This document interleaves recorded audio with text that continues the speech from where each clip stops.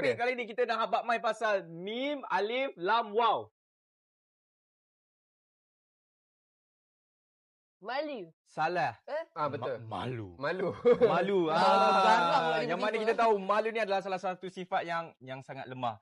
Yang mana kalau orang ada sifat malu ni dia sering ditindas. Dia sering macam orang akan ambil kesempatan terhadap dia. Ya Allah, kenapa cakap macam ni? Allah, ya Allah, jangan macam ni. Yang pentingnya Akmal tak ada malu. Saya memang tak malu dengan orang. Lagi kat perempuan saya paling berani. Astagfirullahaladzim. Ya ke? Kena kontrol sikit. Kena kontrol sikit. Tapi kan, sebenarnya orang yang malu ni kan, dia akan rasa kurang keyakinan diri. Bila dia rasa kurang keyakinan diri, dia akan macam banyak benda yang dia tak boleh buat. Contohnya, dia nak malu nak bertanya. Dia akan malu dengan penampilan diri dia. Dia sebenarnya bukanlah tak bagus, ada juga kebaikan dia kan. Tapi macam masyarakat kita ni, kalau boleh lah, macam Akmal nak beritahu korang semua kat luar sana tu, kita kena keluar daripada kepompong kita, iaitu keluar daripada sifat malu kita. Kita kena jadi berani.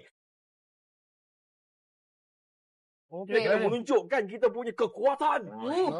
Kita kena menunjukkan kita punya kekuatan. Semangat lain macam nak rasa dia ni. Tapi ada benda yang aku nak beritahu share dengan korang, yang mana sifat pemalu ni antara ciri-ciri dia lah. Sangat jelas. Tetapi macam mana, apakah kebaikan sifat malu ni dalam kehidupan seharian kita? Maksudnya kekuatan sifat malu lah, kelebihan. Maksudnya walaupun malu tetapi ada kebaikannya. Advantage dia. Okay, let's go. Yang pertama, pemikiran berhati-hati. Apa maksudnya pemikiran berhati-hati ni? Ini Akmal nak cerita kat korang ni. Yang mana selalunya bila kita berani sangat pun, kita akan jadi macam overconfident. Bila kita overconfident, bila kita nak buat satu keputusan ataupun pilihan, kita akan jadi macam buat je lah. Tapi apabila kita malu, kita punya minda kita akan lebih berhati-hati untuk membuat satu keputusan. Maksudnya sebelum buat sesuatu tu, kena fikir baik dia, fikir buruk dulu kan. Sebab orang yang malu ni, dia selalunya lah kita tengok orang yang malu ni, dia akan sentiasa tenang. Dia akan macam, okay tak apa, you kan. Ya ke? Tapi I tengok you, I tenang juga aku. Itu sebab I punya kehandsomean. Astagfirullah. Handsomean macam salah. Tata bahasa pun dah salah. Tak mau teruskan. Yang mana seterusnya, lemah lembut macam saya cakap tadi. Yang mana apabila orang yang bersifat malu ni, dia akan lebih tenang, dia lebih bersopan santun. Saya apa khabar? Baik. Awak apa khabar? Sihat? Alhamdulillah sihat. Itu orang yang tak tahu malu. Bila orang yang malu, dia akan baik, alhamdulillah sihat. Jadi dia seorang yang soft spoken, lemah lembut. Jadi orang pun senang nak dekat dengan kita. Lebih disenangi. Dan seterusnya adalah dia ni seorang pendiam, tapi dia memberi satu kesan yang menenangkan kepada orang lain. Kalau kita kumpul dalam satu grup, akan ada seorang yang kecoh. Lepas tu dia dah rasa dia juga boleh jadi faktor untuk menyeimbangkan keadaan.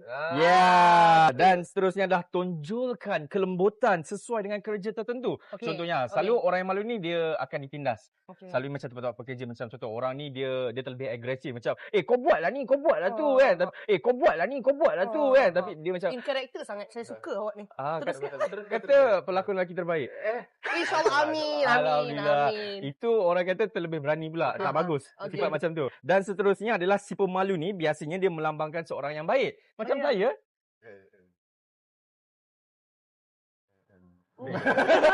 Tolonglah jangan bagi dia momen krik-krik. Tak macam Awak yang createkan situasi tu. Saya tak macam apa. Tapi Akmal memang dia nampak macam happy go lucky. Tapi Akmal ada juga dia punya pemalu. Dan seterusnya dia lebih dipercaya dengan orang lain. Contohnya trust. Kan, contoh, I trust you. Sebab apa? Sebab you ni pemalu orangnya. Nampak je you wah-wah. Tapi sebenarnya maksudnya kalau kita nak ceritakan macam masalah peribadi dekat orang malu ni, kita macam lebih confident lah. Sebab kita tahu dia pemalu. So macam mungkin dia tak cerita benda tu. Macam tendensi untuk dia menyimpan benda tu lebih tinggi dan menyimpan rahsia tu bagus lah. So macam sebab itulah Akmal kan sendiri sangat-sangat bertuah sebab dapat digandingkan dengan korang berdua. Sebab korang ni mempunyai sifat-sifat peribadi yang sangat-sangat baik. Macam tadi, I trust you guys.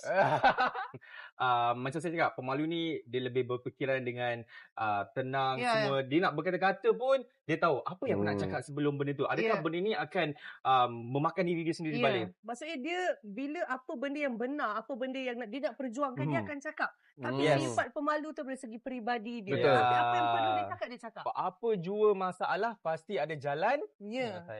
Penyelesaiannya. Kita senangkan buat duit. Ya Allah. Mana producer ni? Kat feminist sikit. Saya pendekkan je dekat jalannya. Yang mana kita punya guest hati lepas ni pun dia pun pemalu orangnya. Tapi malu-malu. Apa orang kata malu-malu diam berisi. Diam ubi berisi. Baik, Daya tak nak cakap, Daya takut salah peribahasa. Daya nak cakap apa tadi Daya? Tak ada apa-apa. Betul tu, ubi berisi Yeah. Diam ubi berisi. Jadi kalau kita nak tahu Ustaz ni malu dia macam mana, tahap berapa, sebab malu ni dia ada tahap-tahap dia. Daripada 1 sampai 10. Saya tak ada malu. Jangan, aku ada. Aku tak perasan. Ada. Rasa kita boundary. Rasa kita pun rasa tenang kawan dengan dia kan. Ada pemalu tu. Kadang-kadang.